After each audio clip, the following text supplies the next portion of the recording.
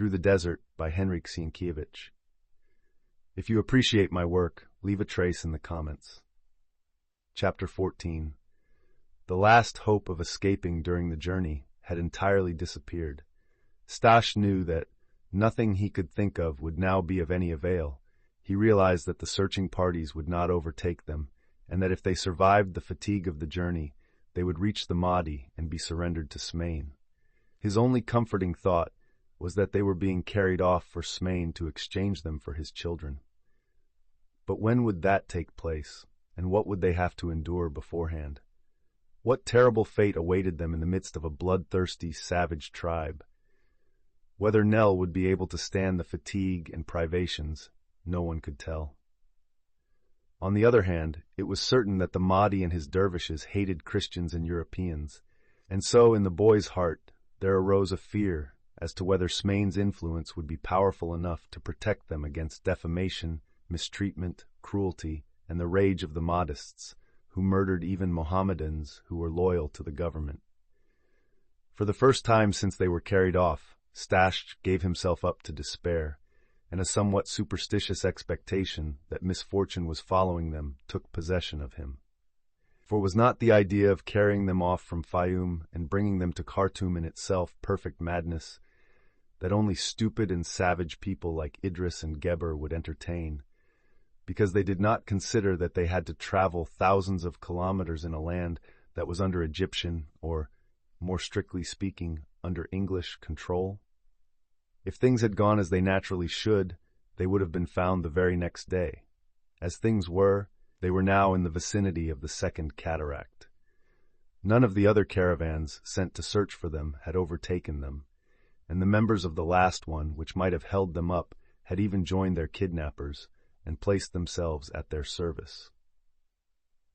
Staś's despair and his anxiety as to what would be the fate of little Nell was augmented by his feeling of humiliation that up to this time none of his plans had succeeded, and what was worse, that he could not devise new ones. For even though the gun and cartridges had been returned to him, he could not shoot down all the Arabs now in the caravan. These thoughts troubled him all the more, because deliverance had been so very near. If Khartoum had not fallen, or had fallen only a few days later, the same people who had now gone over to the Mahdi's side would have captured the kidnappers and delivered them over to the government. Staś, sitting behind Idris on the camel and listening to their conversation, soon convinced himself that this would certainly have been the course.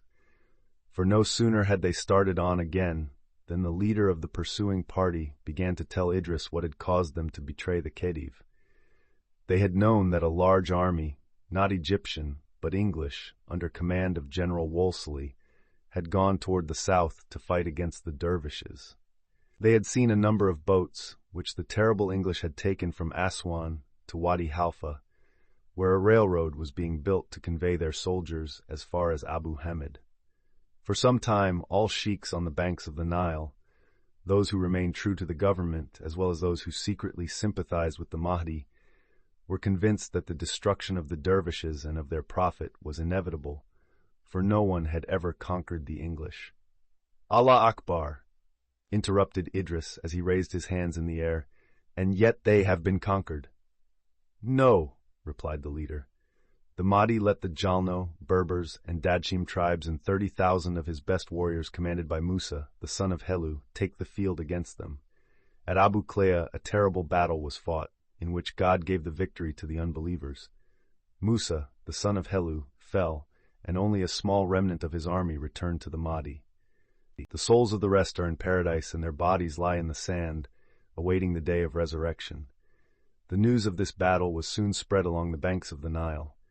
Then we thought that the English would advance further south and release Khartoum. The people cried, "The end, the end!" Meanwhile, it pleased God to make other plans. How? What has happened? Asked Idris, feverishly excited.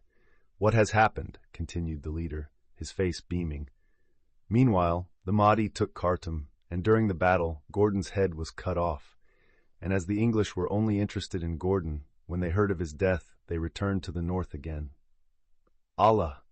We saw shiploads of soldiers going up the river, but we did not know what that meant. The English naturally only spread good news. Bad news they keep to themselves. Therefore, some of our party said that the Mahdi had fallen. But in the end, the truth came to light. It is a fact that this land where we are still belongs to the government. In Wadi Halfa, and as far south as the third and perhaps the fourth cataract, the Khedive's soldiers may still be seen. But now that the English have retreated, we firmly believe that the Mahdi will conquer not only Nubia and Egypt, Mecca and Medina, but the whole world. And instead of taking you prisoners and giving you over to the government, we are going to accompany you to the Prophet. So then orders have been given to capture us? In every village, to all the sheiks, and at all military stations, to places that could not be reached by the copper wire along which the orders from Cairo were sent, policemen were ordered to make the announcement that whoever captured you would receive a reward of £1,000. Mashkala, that is a large fortune, a large one. Idris looked suspiciously at the speaker. And you prefer the blessing of the Mahdi? Yes, and besides, he has captured so much spoil and so much money in Khartoum that he shovels out Egyptian pounds by the bagful and divides it among the faithful. But if the Egyptian soldiers are still in Wadi Halfa and further south, they may capture us on the road. No, but we must be quick before they get their bearings, for since the English have retreated, they all have lost their senses, sheiks loyal to the government as well as the soldiers and police. Everyone believes that the Mahdi will appear at any minute, and so those of us who are secretly his followers are fleeing to him. No one hinders us, for there is so much confusion that no one gives orders, and no one knows whom to obey. Yes, that is so, answered Idris. But you were right in saying that we must hurry before they recover their senses, for it is still quite a distance to Khartoum. Stash, who had carefully listened to this whole conversation, felt a momentary feeble ray of hope flickering in his heart. If the Egyptian soldiers are still occupying several places in Nubia along the banks of the Nile, then, as the English had taken all the ships with them, they must get beyond reach of the tribes of the Mahdi by going along the road, and in this case it might happen that the caravan would meet the retreating soldiers and be surrounded by them. Stash also calculated that it would take a much longer time for the news of the capture of Khartoum to reach the Arabian tribes living to the north of Wadi Halfa, especially as the Egyptian government and the English were trying to keep their defeat a secret. So he supposed that the lawlessness that must have taken place at first among the Egyptians must be quite over by this time. It never occurred to the inexperienced boy that the fall of Khartoum and the death of Gordon would occupy the attention of the people to the exclusion of everything else, and that the sheiks loyal to the government and the local officials would now have other things to do than to think of the deliverance of 2 white children. In fact, the Arabs who joined their caravan had not the least fear of being pursued.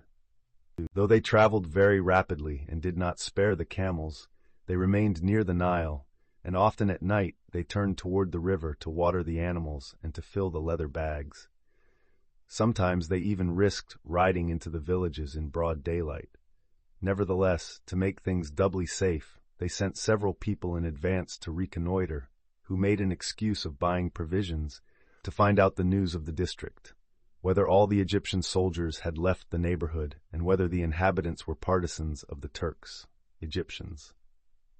When they came upon a place whose inhabitants secretly sympathized with the Mahdi, the whole caravan rode into the village, and it often happened that when the caravan left the place, it was joined by several young Arabs desirous of fleeing to the Mahdi. Idris also learned that nearly all the Egyptian detachments were in the Nubian desert, and therefore on the right, the eastern side of the Nile, and to prevent meeting them, they would be obliged to follow the left bank and go around the larger towns and settlements. That lengthened the journey, for the river beginning at Wadi Halfa makes an enormous curve, which at first stretches out far toward the south and then turns off toward the northeast as far as Abu Hamid, where it takes a more southerly direction. But, on the other hand, this left bank, especially south of the oasis of Selime, was practically unguarded, and the Sudanese found the journey quite pleasant, owing to their increased numbers and the plentiful supply of food and water. After the third cataract was passed, there was no need to hurry, and so they rode only by night, hiding themselves during the day between the hills or in the ravines. Now a cloudless sky hung over them, gray and quiet on the horizon, and in the middle, vaulted like a large dome. Every day they advanced toward the south, the heat became more and more unbearable, and even in the narrow passes and through the deepest shade, the heat beat down upon the caravan. But to offset this, the nights were very cold, and the heavens were sprinkled with shining stars that seemed to cluster in large and small groups. Stash noticed that they were not the same constellations as those in Port Said. He had dreamed one day of seeing the Southern Cross, and now he really saw it behind El Orde, and its light only prophesied misfortune for him. For several evenings, the pale twinkling of the somber zodiacal stars lighted up the west side of the heavens for some time after the sun had set. Remember to subscribe.